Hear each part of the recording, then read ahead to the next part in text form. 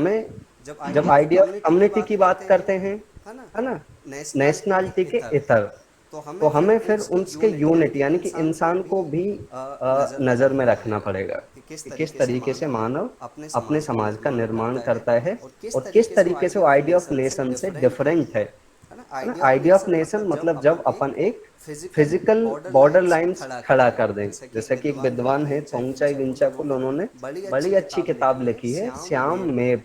तो वो जियो बॉडी का यूज करते हैं कि किस तरीके से थाईलैंड ने अपनी बाउंड्रीज क्लियर की, है ना। चूंकि हम आइडिया ऑफ कम्युनिटी का बात कर रहे हैं कि हमें समाज का निर्माण कैसे करना है, तो हमारी यूनिट क्या होंगी, इंसान होंगे। अभी देखे होंगे, अभी पिछले दो वक्ताओं ने अपनी बात रखी, आदरणीय प्रफुल्ल सर, पाली को उन्होंने रिवाइव किया है इंडिया में, है ना। विकास भैया जो काफी लंबे समय से जुड़े हुए हैं, अभी नया फाउंडेशन भी लेके आए हैं, राजस्थान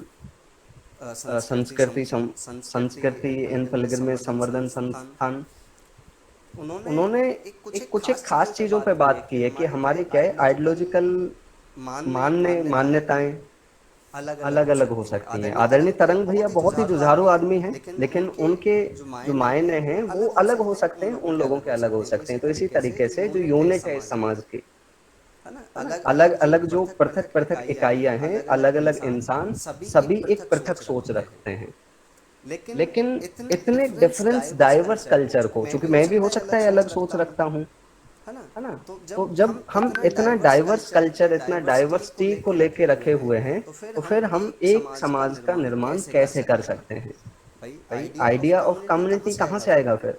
तो उसके लिए हमें कुछ एक जरूरतें पूरी करनी पड़ती हैं, स्टेप बाय स्टेप चढ़ने के लिए कुछ अर्हताएं, कुछ क्वालिफिकेशंस पूरी करनी पड़ती हैं, ताकि हम उस आइडिया ऑफ कम्युनिटी का आधार तय कर सकें। तो ऐसी ही पहली अर्हता, पहली जरूरत होती है किसी भी कम्युनिटी को जोड़ने के लिए विचारधारा। क्योंकि समाजशास्त्रीय तरीके से मैं अपनी बातें रख रहा हूँ, तो थोड़ा सा समय कम ज्यादा हो सकता है, मुझे उदाहरण भी देने पड़ेंगे। तो आप प्लीज बैठे रहिए, आराम से सुनिएगा, बहुत सारी चीजें निकल के आएंगे इसके माध्यम से। तो सबसे पहली अर्हता कम्युनिटी के निर्माण के लिए हमारी आती है विचारधारा की। क्योंकि विचारधारा एक ऐसी चीज है, एक ऐसा तार है बेसिकली, जो एक दूसरे लोगों को सूत्रबद्ध करता है, जोड़ता है, कनेक्ट करता है।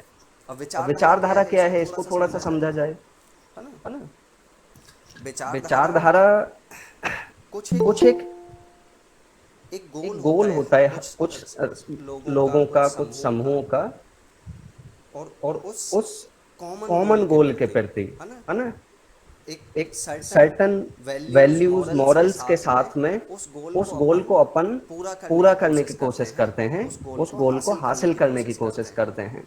तो जो ऐसे एक समान लक्ष्य हासिल किए हुए लोग हैं, एक समान सपना देख रहे हैं, तो उनके अंदर कुछ ऐसे शिक्षा पद, कुछ पारमिताएं, कुछ सद्गुणों की स्थापना की जाती है, ताकि कोई भी व्यक्ति अपनी जिम्मेदारी को अपने ढंग से पूरा कर सके। हमारा गोल क्या है, हमारा गोल है कि हम बाबा साहब के सपनों का भारत बना सकें, बाबा साहब के सपनों का समाज बना सकें, हम धार्मिक समाज बना सकें, हम बुद्ध शासन बना सकें।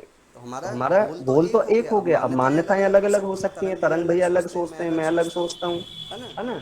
विकास भैया अलग हो सकता है, सोचते हैं, प्रफुल्ल सर हो सकता है अलग सोचते हैं, लेकिन फिर हम एक अल्टीमेट गोल तक कैसे पहुंचेंगे। तो उसके लिए हमें कुछ सद्गुणों की जरूरत पड़ती है कि हमारी चरित्र निर्माण किस चीज से हो, ताकि हम अपने जीवन के गोल्स को, या हमारे जीवन का जो ग्रेट विजन है, एक बड़ा लक्ष्य है, उसको पूरा किया जा सके। तो ये जो सद्गुण है ना, इनको अपन पारमिताएं कह सकते हैं, इनको अपन मॉरल्स कह सकते हैं, निश्चित मूल्य कह सकते हैं, वैल्यूज। तो ये सारा उस विचारधारा के द्वारा प्रोवाइडेड होता है। ये सभी वो तत्व हैं जो हमारे महापुरुषों के द्वारा अपनी लड़ाई में हथियार के तौर पर प्रयोग किए गए हैं अपने लिए। हम वहां से प्रेरणा लेते हैं, है ना। बाबा साहब के पास कुछ एक चीजें थी जो हम उनसे प्रेरणा लेते हैं। रैशनैलिटी, है ना, उनका इंटेलेक्चुअल, उनका डेडिकेशन, उनका डिवोशन। बुद्धा के पास बहुत सारे सद्गुण थे। 10 पारमिताओं की बात कही है उन्होंने, 4 तरह के ध्यानों की बात कही है उन्होंने, 5 तरह के शीलों की बात कही है। तो ये जो निश्चित मूल्य हैं, ये जो मॉरल्स हैं, ये इस विचारधारा के अभिन्न अंग होते हैं, जो हमें एक कॉमन गोल के प्रति आगे बढ़ाने के लिए प्रेरित करेंगे। अब विचारधारा को और बेसिक तरीके से समझने के लिए है ना? क्योंकि विचारधारा क्या है? एक आभासी आवरण है जो हमने तैयार किया है।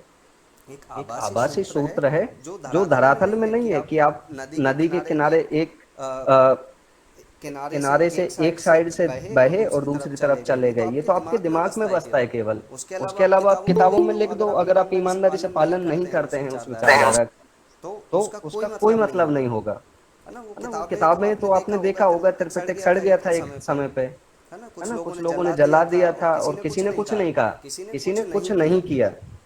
तो चलो ये मान लिया कुछ लोगों ने जला दिया, लेकिन बाकी जो लोग जिंदा थे वो क्या कर रहे थे? है ना? तो इस तरीके से विचारधारा हमारे केवल दिमाग में बसती है, वो भी ऑनेस्टी के साथ। अगर हमारे पास ऑनेस्टी है इस विचारधारा पे चलने की, तभी हम पहला स्टेप, पहली अर्हता पूरी कर सकते हैं। अब यहाँ दो चीजें हैं, विचारधारा पॉजिटिव भी हो सकती है, नेगेटिव भी हो सकती है।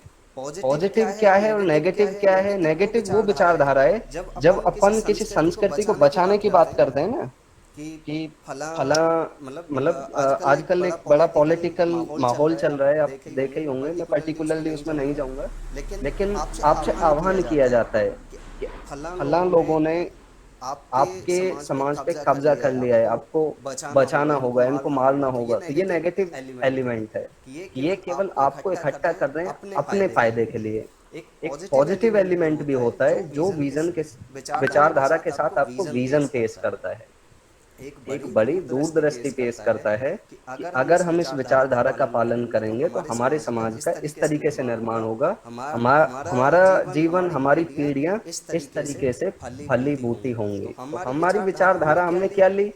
हमने विचारधारा धम्मा लिया और बाबा साहब के वाडम में लिया, है ना? तो हमारा एक तरफ तो ये एंशिएंट की आह्वान करता है कि हमें संस्कृति की पुनर्स्थापना करनी है, और दूसरी तरफ से बाबा साहब का बाडम में हमसे बहुत ज्यादा आधुनिकता और तार्किकता की बात करता है। तो इस तरीके से हमारी विचारधारा बहुत ज्यादा सकारात्मक और एक दूरदृष्टि को लिए हुए है। अब यहाँ एक बहुत इंपॉर्टेंट चीज है कि विचारधारा हम देखते हैं कि अब जैसे बाकी के लोग जो पॉलिटिकल, मोदी जी का जो आइडिया चल रहा है, बाकी लोगों का जो विचारधारा है, उसमें भी कुछ ना कुछ, है ना, एलिमेंट्स हैं। जो मुसलमान समाज है उसके पास भी अपनी एक विचारधारा है, ईसाई समाज है उसके पास भी अपनी एक विचारधारा है। लेकिन आज जिस स्थिति पे खड़े होकर हम समाज निर्माण का सपना देख रहे हैं 21वीं सदी में, साइंस की दुनिया में, तो इस विचारधारा में हमें कुछ एक्सटर्नल चीजें क्या चाहिए, या इसमें किन चीजों को अपन इंस्टॉल कर दें कि हमारे जो बच्चे हैं, कम से कम जो आज हमारे अंदर मत भिन्नता है, इससे बाहर निकल के अपने समाज को नई गतियां दे पाएंगे। बाबा साहब अनहिलेशन ऑफ कास्ट में कहते हैं कि विचारधारा में अनिवार्य रूप से नैतिक मूल्य तो होने चाहिए, वर्च्यू, मॉरल्स तो होने ही चाहिए। उसके साथ में दो चीजें हैं जो किसी भी सामाजिक कार्यकर्ता साथ माइक बंद रखें, है ना, क्वेश्चन आंसर का मौका मिलेगा, आपके हर क्वेश्चन का आंसर दूंगा सेशन के बाद में। पहले थोड़ा सा वक्तव्य रख लेने दें। तो बाबा साहब एनालिसिस ऑफ कास्ट में किसी भी विचारधारा की या जो विचारधारा को लेकर चलने वाले मिशनरीज हैं, सामाजिक कार्यकर्ता हैं, उनके जो हथियार खाना है, शस्त्रागार है, उसमें दो बड़े हथियारों की बात करते हैं। पहला तार्किकता, दूसरा सदाचार। तो जो नैतिक मूल्य हैं, सदाचार हैं, वो तो अनिवार्य रूप से होने चाहिए चाहे आप किसी विचारधारा को पालन करते हो। लेकिन दूसरा तार्किकता, जैसा भी तरंग भैया ने क्वेश्चन किया था कि हम आज आत्म परमात्मा की बात क्यों कर रहे हैं, है ना, तो ये हमें तार्किकता से सोचना ही पड़ेगा, नहीं तो हम जिस लेवल पे खड़े होके समाज निर्माण की बातें कर रहे हैं तो फिर अपन पॉसिबल नहीं हो पाएंगे कि वो संभव हो। पहली अर्हता हो गई, विचारधारा हो गई, हमारे पास सूत्र मिल गया, है ना, हमने लोगों के बीच में एक चीज डाल दी कि बाबा साहब की तरफ आओ, त्रिपिटक की तरफ लौटो, है ना, बुद्ध समाज का निर्माण करो, शासन का निर्माण करो। हमने विचारधारा को फैला दिया, लेकिन क्या केवल विचारधारा की बात करने से, विचारधारा के शासन की बात करने से हमारा समाज का निर्माण हो गया? कभी नहीं। क्वेश्चन खड़ा होता है फिर अगला, क्या चीजें होंगी जिसकी वजह से हम समाज का निर्माण कर सकते हैं। क्या एक अर्हता से हम समाज का निर्माण कर लिए? दूसरी एक बड़ी इंपॉर्टेंट चीज है, वो है हमारे पास सामाजिक कार्यकर्ता, हमारे पास सोशल लीडर्स, एक्टिविस्ट, जिन्हें इन सिंपल वर्ड अपन आज की भाषा में मिशनरीज कहते हैं। क्योंकि बाबा साहब एनिलेशन ऑफ कास्ट में सेम एक चीज और कहते हैं कि अगर विचारधारा को टाइम टू टाइम पानी नहीं मिलता है तो वो खत्म हो जाती है ना। अगर ऐसे में भाई ये अनवरत चलने वाली प्रक्रिया है विचारधारा। अगर आपने खुद सीख ली, बच्चों को नहीं सिखाया, तो आपका जो समाज है, आइडिया ऑफ कम्युनिटी, वो मर चुका। आप कोई शासन की स्थापना नहीं कर पाएंगे, आप कोई धर्म की स्थापना नहीं कर पाएंगे। तो अगर आपको इस शासन की स्थापना करनी है, इसको चलते रहना है, तो आपको इसके कुछ है ना सूत्रवाहक खड़े करने पड़ेंगे, मिशनरीज खड़े करने पड़ेंगे। तो इसके दो तरीके हो सकते हैं, या तो अपन संघ की तरह एक पबज्जित लोगों का संगठन खड़ा कर लें, या तो बाबा साहब की तरह हम उपासक लोगों का संगठन खड़ा कर सकें। या मेरे खुद के मानने थोड़े से अलग हो सकते हैं, क्योंकि मैं विचारधारा के लिए, बुद्ध शासन के लिए सबसे इम्पोर्टेंट एक आम आदमी को समझता हूँ, एक आम उपासक को समझता हूँ, जो अपने दैनिक जीवन, दैनंदिन जीवन को पूरा करते हुए मजदूरी कर रहा है, कोई पुलिस में है, कोई टीचर है, लेकिन बावजूद इसके वो ईमानदारी से अपनी विचारधारा के संपोषण में लगा हुआ है। तो हमें चाहिए कि हम उस व्यक्ति के जो एक धार्मिक कैरेक्टर है ना, उसका धार्मिक चरित्र है, हम उसको रोमांटिसाइज करें ताकि और लोग विचारधारा से जुड़ें। तो इस तरीके से हमारी दो अर्हताएं हैं कि पहला अपन विचारधारा का पालन करें, दूसरा हम मिशनरीज का संपादन करें, मिशनरीज को खड़ा करें। अब यहाँ एक बड़ा इंपॉर्टेंट क्वेश्चन ये खड़ा हो जाता है कि हमने मिशनरीज तो खड़े कर दिए, मिशनरीज कौन है? मिशनरीज बेसिकली वो सरप्लस ह्यूमन रिसोर्सेस हैं जो समाज की वजह से कुछ एक लोग लीडरशिप की अवस्था में आ गए हैं, है ना, जिनका कल्चरल कैपिटल, सोशल कैपिटल बहुत मजबूत है। तो यहाँ लेगिटिमेशन एंड प्रेज थ्योरी चलता है। आपने पुरानी किताबें पढ़ी होंगी, पुराने महाकाव्य पढ़े होंगे, अश्वघोष ने बहुत सारे लिखे, कालिदास ने बहुत सारे लिखे। तो ये जो लेखन की परंपरा थी क्यों चली? क्योंकि जब उस समय का जो समाज निर्माण होता था, उस समय जब कोई एक राजा अपना किंगडम खड़ा करता था, तो उसको लेगिटिमेशन की जरूरत पड़ती थी। और लेगिटिमेशन हमेशा मिलता है तत्कालीन जो भी महान पुरुष है या देवता या देव पुरुष जिसका समाज में एक आदर्श रूप, विराट रूप स्थापित है, चाहे वो राम हो चाहे बुद्ध हो। जब व्यक्ति जो आम जनता है, वो लोग अंडरस्टैंड कर लें, कंसीडर कर लें कि ये व्यक्ति इस परमात्मा का एक भेजा हुआ दूत है, तो वो फिर उसकी बात वैसे ही मानना शुरू कर देंगे जैसे परमात्मा की बात मानते हैं। जैसे अकबर ने जिल्ले लाई की शुरुआत की थी, है ना, फर्र यज़दी सिद्धांत। अशोक साहब के बाद में जितने भी सम्राट आए, तो उन्होंने एक उपाधि मिलती है देवपुत्र शाही नुशाही, जिसका मतलब होता था कि ये व्यक्ति उसी परमपिता परमात्मा का धम्म या शासन आगे लेके चल रहा है। वैसे ही जब अपन आइडिया ऑफ कम्युनिटी की बात करते हैं, तो यहाँ हमारे लिए लेगिटिमेशन क्या प्रदान करता है? हमारे महापुरुषों की विचारधारा। Sir, Rajendra sir, can you hear me? वो बाद में जुड़ेंगे, थोड़ा उनको अभी काम है, मैसेज किया उन्होंने अभी, वो थोड़ी देर में जुड़ेंगे फिर से। आप अपनी बात जारी रखें। मुझे आप 15 मिनट दीजिए, मैं बैंक आया हूँ, कोई अर्जेंट काम है वो करके फिर मैं जुड़ता हूँ। जी सर, ठीक है सर, ओके सर, ओके। है ना, दूसरा हो गया उस विचारधारा के वो लोग जो मिशनरी हैं, जो एक सूत्रवाहक का काम करेंगे, जो उस विचारधारा को अनवरत रूप से पीढ़ी दर पीढ़ी लेके चलेंगे।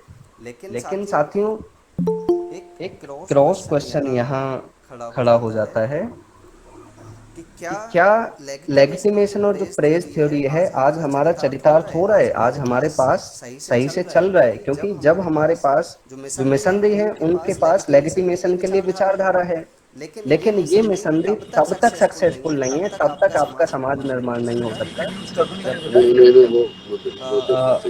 आपका समाज इनको प्रेज नहीं करे, है ना। प्रेज का मतलब इनकी कम से कम अप्रिसिएशन ना करे। अब जैसे आदरणीय तरंग भैया हैं, है ना, उन्होंने हमेशा सपोर्ट किया है जब भी कई बड़े बड़े लोगों की भी मैं नाम नहीं लेना चाहता, लेकिन जनरली जो मिशनरी साथी हैं, जो बच्चे स्टूडेंट्स हैं, एमफिल कर रहे हैं, पीएचडी कर रहे हैं, एमए कर रहे हैं, है ना, वो काम करना चाहते हैं, लेकिन जब उनके कुछ पर्सनल नीड्स की बात आती है कि चूंकि अपना समय दे रहे हैं, सभी फर्स्ट जनरेशन के लोग हैं, तो हेल्प के लिए कोई नहीं आता है ना, लेकिन समाज के लिए उनको एक्सपेक्टेशन बहुत सारी हैं। तो इसका मतलब है कि जो लेजिटिमेशन ऑफ प्रेज थ्योरी हमारी पूरी नहीं होती। हम एक तरफा एक्सपेक्टेशन रख रहे हैं, हमें दो तरफा चीजें रखनी पड़ेंगी, परस्पर चीजें रखनी पड़ेंगी। अब जैसे महाराष्ट्र में एक बड़ा समुदाय है जो बुद्धिज्म के तौर पे इस्टेब्लिश हो चुका है, उन्हें चाहिए कि हमारे जो नए साथी आ रहे हैं, जैसे अभी राहुल जगताप हमारे साथ जुड़ा हुआ है महाराष्ट्र से,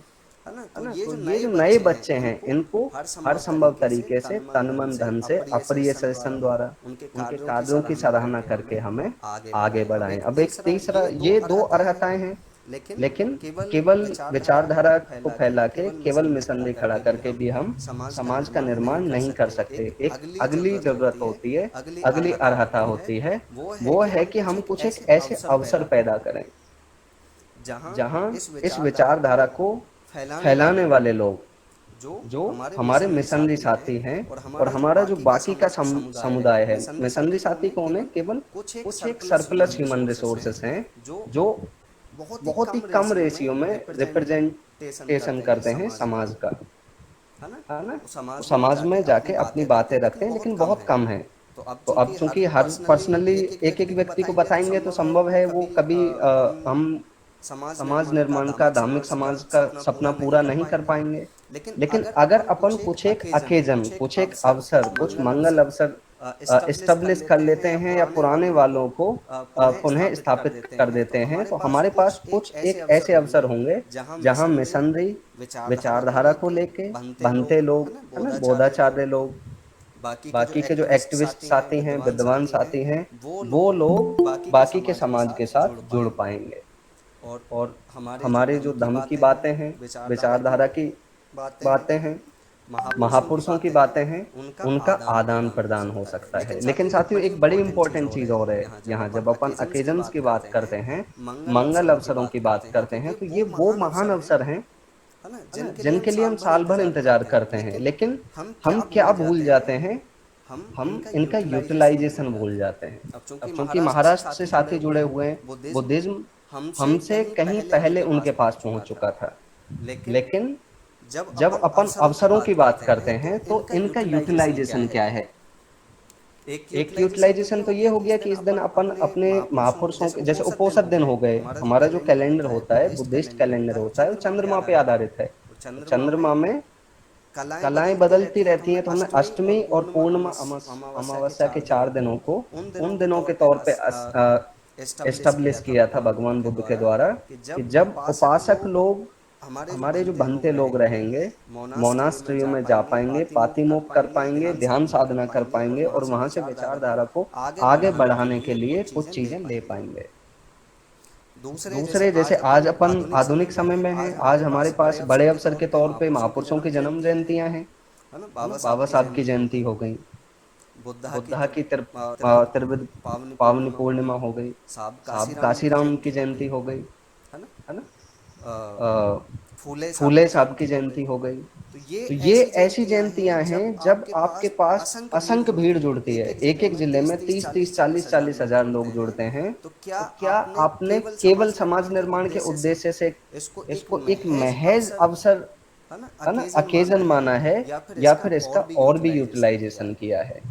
भाई बुद्धिज्म आप क्यों अपना रहे हैं? पहले सवाल तो यही खड़ा होता है कि आप केवल बुद्धम शरणम गच्छामि के लिए बुद्धिज्म अपना रहे हैं, कि आप केवल उस चीजों को आगे बढ़ाने के लिए जो जैसा भी रहा है आज से 2500 साल पहले, या फिर आप अपना स्पेस, अपना समाज निर्माण, अपना अथॉरिटी के निर्माण के लिए अपना रहे हैं? ये क्वेश्चन आपको अपने आप से करना पड़ेगा कि आपका उद्देश्य क्या है बुद्धिज्म निर्माण का। आपके पास धर्म तो इससे पहले भी था, कुछ जो भी था, जैसी भी आपकी स्थिति थी, है ना, आप चाहे वहाँ शूद्र थे, चाहे आप जो भी थे, लेकिन आप अगर इस क्वेश्चन का खुद से आंसर कर पाएंगे कि आपको बुद्धिज्म इसलिए चाहिए आपको अथॉरिटी चाहिए, आपको सोशल कैपिटल चाहिए, ताकि आप एक समाज का निर्माण कर सकें, उस समाज के सभी लोग एक दूसरे के सुख दुख में रह सकें, उस समाज का अपना इकोनॉमिक इंफ्रास्ट्रक्चर हो सके, तब आप सही जा रहे होंगे। अगर आप केवल व्रत रखने के लिए, उपोषित रखने के लिए, बुद्धम शरणम गच्छामि करने के लिए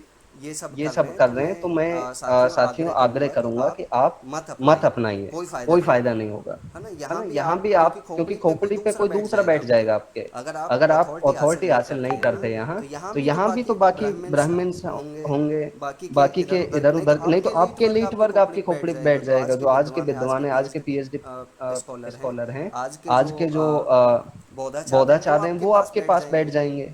अगर आपने अथॉरिटी का निर्माण नहीं किया तो आपका समाज निर्माण अधूरा रह जाएगा, और आपकी जो स्थिति है पराश्रित वाली, वो कभी भी इंडिपेंडेंट या स्व आश्रित में नहीं बदलेगी। तो इसलिए जब ओकेजन्स का पालन करते हो, जैसे मैं हमेशा एक बात रखता हूँ जब भी मैं इस तीसरे स्टेज की, तीसरी अवस्था की बात करता हूँ, कि आप को जब भी समाज निर्माण की बात करेंगे तो इकोनॉमिक इंफ्रास्ट्रक्चर बड़ा इंपॉर्टेंस रहता है ना। उसके बारे में पर्टिकुलर बात करेंगे, लेकिन थोड़ा सा इस पे प्रकाश डाल लें कि सपोज करो बाबा साहब की जयंती पे आपका एक जिले में करीब 30,000 लोगों की भीड़ इकट्ठी होती है। अगर वो 30,000 लोग एक 20 रुपए का पानी का बोतल भी खरीदते हैं, तो सोचो कितना रेवेन्यू आप कहीं और दे रहे हैं, और आप कहते हैं कि हमने बाबा साहब के नाम पे समाज का निर्माण कर रहे हैं।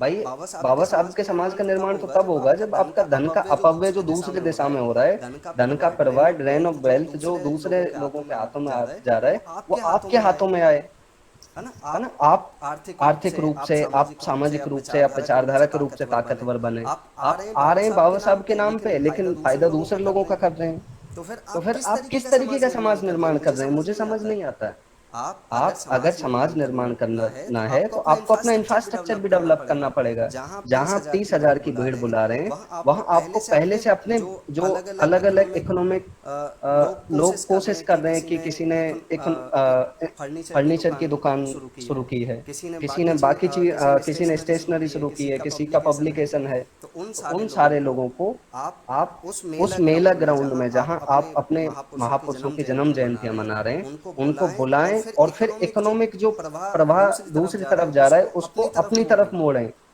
तो आप तीसरे अवसर का, है ना, मंगल अवसर का जो अर्हता है उसको पूरा कर रहे होंगे। लेकिन समाज निर्माण दोस्तों अभी भी पूरा नहीं होता है। ये तो आपकी बेसिक शुरुआत है। चौथी चीज होती है सोशल इंफ्रास्ट्रक्चर। कुछ ऐसी सरप्लस प्रॉपर्टीज, है ना, जब अपन आइडियोलॉजी को इंस्टीट्यूशनलाइज करते हैं, उसको स्थायी रूप देने की कोशिश करते हैं, तो अगला सवाल आता है कि हमने कितना सोशल इंफ्रास्ट्रक्चर खड़ा किया, ताकि हमारा जो एलीट ये जो मिशनरी कम्युनिटी है, सामाजिक कार्यकर्ता हैं, हमारी विचारधारा के वाहक हैं, ये उन अवसरों पे या उन अवसरों के ना होने के बावजूद, है ना, आपके साथ रूप सकें। आपके पास हर गांव में आज एक लगभग बुद्ध या बाबा साहब के नाम का स्मारक है, लेकिन क्या आपने उस बाबा साहब के स्मारक को, बुद्ध के विहार को आपने सामाजिक संस्थान के तौर पे इस्टेब्लिश किया है? क्या आपके लिए विचारधारा के वाहक के तौर पे एक इंफ्रास्ट्रक्चर का काम कर रहा है? अगर नहीं कर रहा है तो इसका मतलब है कि आप बाबा साहब का जो एक सपना था कि बुद्ध शासन की स्थापना होगी, उसको आप कभी भी हासिल नहीं कर पाएंगे, है ना। सामाजिक संस्थान का मतलब है कि वो एक आपके पास एक सरप्लस प्रॉपर्टीज़ है, जहां आपके मिशनरी साथी आपकी विचारधारा को लेके आएंगे, आप अपने सद्गुणों की इच्छा में जाएंगे कि हमें वहाँ से कुछ मिलेगा, और फिर हम एक कलेक्टिव जो हमारा गोल है, समाज निर्माण का जो गोल है, उसको आगे बढ़ेंगे। तो चौथी नीड होती है हमारी सोशल इंफ्रास्ट्रक्चर। इसी से हमारा समाज के निर्माण, है ना, इंस्टीट्यूशनलाइजेशन की तरफ जाता है, यानी कि स्थायित्व की तरफ जाता है। अगर ये नहीं होता है तो हम अधूरा समाज का निर्माण कर रहे होते हैं, हम सही मायनों में समाज की तरफ नहीं बढ़ रहे होते हैं। हॉटस्पॉट बंद कर दिया है शायद, है ना। तो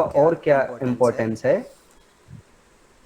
देखो बहुत ही कोशिश करूंगा बेसिक से समझाने की कोशिश करूं कि जब आप गांव से सोचो कि एकदम हताश टूटे हुए गांव से निकले शहर की तरफ, आपके पास कुछ नहीं है, 2 दिन का खाना रख लिए, है ना, उसके अलावा कोई ऐसा संसाधन नहीं है, संस्थान नहीं है जहां आप जाके सीधा काम कर सकते हैं। और सोचो 2 दिन का जो खाना रखा था वो खत्म हो गया, आपके पास अब कुछ बचा नहीं, तो आप किस तरीके से फिर आगे का जिंदगी जिएंगे? तो आप बड़े हताश हो जाएंगे, 2 दिन के बाद भूख लगने लगेगी, तो फिर आप अपने आप से एक समझौता करेंगे कि यार जिंदा तो बचूं कम से कम, समाज का मैं जो सोशल स्टेटस है वो मैं बाद में देख लूंगा, है ना। पहले मेरे लिए जिंदा रहना बहुत जरूरी है। तो आपको अगर कोई 50 रुपए भी देगा, 2 वक्त का खाना देगा, तो आप बड़े आसानी से उसके यहाँ नौकरी कर लेंगे, आप भीख मांगेंगे, है ना। तो ये जो सोशल इंफ्रास्ट्रक्चर है आपके जीवन में क्या इम्पोर्टेंस लाता है, सिग्निफिकेंस लाता है, ये समझना बहुत जरूरी है। क्योंकि जब आपके पास कोई संसाधन नहीं होता तो आप पराश्रित होते हैं। जो सामने वाला नियम तय करेगा, 50 रुपए देगा तो आप लेंगे, 2 वक्त का रोटी देगा तो आप लेंगे, लेकिन उसके इतर आपके पास 250 रुपए कमाने का अपना एक संस्थान है, अपना एक संसाधन है, और सामने वाला आपको 300 रुपए देता है। सपोज करो रिक्शा ही है चाहे, है ना। सामने वाला जब आपको 300 रुपए देगा तो आप नहीं जाएंगे, बोलेंगे कि इतना तो मैं अपने उससे ही कमा लेता हूँ, शाम को घर आके मस्त सोता हूँ, तो मैं तुम्हारे यहाँ नौकरी क्यों करूँ। तो जब वो 600 रुपए देगा तो आप उसकी तरफ जाओगे। तो इसका मतलब है आपका जो इंडिपेंडेंसी का सिचुएशन आप में कॉन्फिडेंस ला देगा, और कॉन्फिडेंस आपके सोशल स्टैंडर्ड को सुधारेगा ही सुधारेगा। लेकिन जब अपन आइडिया ऑफ कम्युनिटी बात कर रहे हैं तो इसका मतलब है हमें बड़े इकोनॉमिक इंफ्रास्ट्रक्चर की बात करनी होगी। अभी आप जहां भी बैठे हैं अपने चारों तरफ नजर दौड़ाइए, है ना। आप जो मोबाइल यूज कर रहे हैं, आप जो लैपटॉप यूज कर रहे हैं, आप जो ईयरफोन यूज कर रहे हैं, आपके पास जो पंखा चल रहा है, आपके पास जो फ्रिज चल रहा है, आपका अपना निर्मित क्या है। चलो अपना छोड़ दो, आपके अपने कंट्री का निर्मित क्या है ना। इंफ्रास्ट्रक्चर के मामले में आप बिल्कुल जीरो हैं, फिर किस तरीके का आप समाज निर्माण करेंगे, किस तरीके का आप देश निर्माण करेंगे। क्वेश्चन खड़ा हो जाता है कि सोशल इंफ्रास्ट्रक्चर पूरा क्यों नहीं हुआ। सोशल इंफ्रास्ट्रक्चर पूरा इसलिए नहीं हुआ क्योंकि आपने पराश्रित वाली सिचुएशन से कभी ऊपर उठने की कोशिश नहीं की। आप जब अवसरों पे भी गए, आपने जयंतियां भी मनाई, तो आपने सामने बनिया बैठा था, वहाँ पंडित की दुकान थी, वहाँ बाकी के लोग थे, उन्हीं का जो ड्रेन ऑफ वेल्थ को तेज किया। अब जो आप ड्रेन ऑफ वेल्थ को 10 दिन में पूरा करते थे, है ना, जितने पैसे को आप 10 दिन में खर्च करते थे, बाबा साहब की जयंती के दिन में आपने एक ही दिन में उसके दुकान की बिक्री करवा दी। लेकिन बाबा साहब के जन्म जयंती पे आपको चाहिए था कि आपके पास इतना भीड़ अपने समाज का आने वाला है, तो कम से कम अपने ही जो छोटे छोटे इंफ्रास्ट्रक्चर खड़ा करने की कोशिश कर रहे हैं उनकी स्टॉल लगवा पाते, तो पैसा आपके पास आता, और वो आप ही के सामाजिक संस्थानों में डोनेशन भी करता, अपनी रिस्पॉन्सिबिलिटी भी एक्सेप्ट करता, आपके लिए पब्लिकेशन भी होता, आपके लिए बुद्ध विहारों की स्थापना भी होती, कॉलेजों की स्थापना भी होती। लेकिन हम वहां भी बिक रहे, है ना। ये अर्हताएं थी 4 से 5 जो किसी भी समाज को जरूरी होती हैं जब वो समाज निर्माण की दिशा में चलता है, जब वो अपन आइडिया ऑफ नेशन की बात करते हैं। अब यहाँ हमारे लिए देखो, विचारधारा तो धम्मा अपन ने एक्सेप्ट कर ली, इतनी महान विचारधारा, आपके पास ग्लोबल लेवल का लिंक है, आपके पास उसके अलावा कुछ नहीं है, है ना। आप केवल बात ही करिए कि हमारे पास थाईलैंड है, हमारे पास अमेरिका में बुद्धिज्म जा रहा है, हमारे पास वियतनाम है, लेकिन आपके पास वो साधन क्या है, वो संसाधन क्या है, वो मिशनरीज हैं जो इन बाकी के लोगों के साथ कनेक्टिविटी लगा सकें। आपका जो बुद्धिजीवी वर्ग है, आपके जो प्रोफेसर हैं, आपके जो बोधाचार्य हैं, ये तो स्वार्थी लोग बैठे हुए आपके बीच में, इनसे आप किस तरीके के आग्रह करेंगे। अम्बेडकराइट होने का मतलब है आदमी कम से कम 5 भाषाएं जानता हो, ताकि इस कंट्री में अलग अलग राज्यों को जोड़ सके, बाहर के लोगों को भी जोड़ सके। ये लोग अपना एकेडमिक कैरिकुलम में घुसे हुए हैं, उनको एकेडमिक कैरिकुलम से कुछ ज्यादा कुछ नहीं चाहिए। खैर बहुत ज्यादा गंभीर बातें होने लगी हैं, समय भी कमी है, तो मैं अपना वक्तव्य यही पूरा करता हूँ, है ना। और आग्रह करूंगा कि हमारा जो हर रोज का धम्म चर्चा होता है 9 से 10 लिंक यही रहता है, तो आप जरूर जुड़ें उसमें। त्रिपिटक और बाकी सामाजिक इश्यूज पर अपन चर्चा करते हैं। बियॉन्ड लाइट एक अच्छा ब्लॉग भी लिखने की कोशिश करते हैं, सभी साथी के माध्यम से यहाँ ब्लॉग लिखा जाता है, तो आप उनको भी पढ़ें ताकि कुछ समाज निर्माण की दिशा में हमें पॉजिटिव चीजें मिले। जी आदरणीय मुकेश भैया, बहुत बहुत साधुवाद आपका, धन्यवाद बोधिधर्मन राहुल जी। आपने अपनी बात की शुरुआत करी कि कैसे डाइवर्सिटी हमारे बीच जो है उसको कैसे यूनिटी में बदला जाए। डिफरेंट जो पीपल हैं अलग अलग सोचते हैं, लेकिन उनका गोल कॉमन है, बुद्ध शासन की स्थापना करना, तो उस तक कैसे पहुंचा जाए। 5 स्टेजेस के बारे में आपने बताया कि विचारधारा सही होनी चाहिए, मिशनरी कार्यों के द्वारा इसकी स्थापना होनी चाहिए, ओकेजन जो हम शुरू करें, सोशल इंफ्रास्ट्रक्चर खड़ा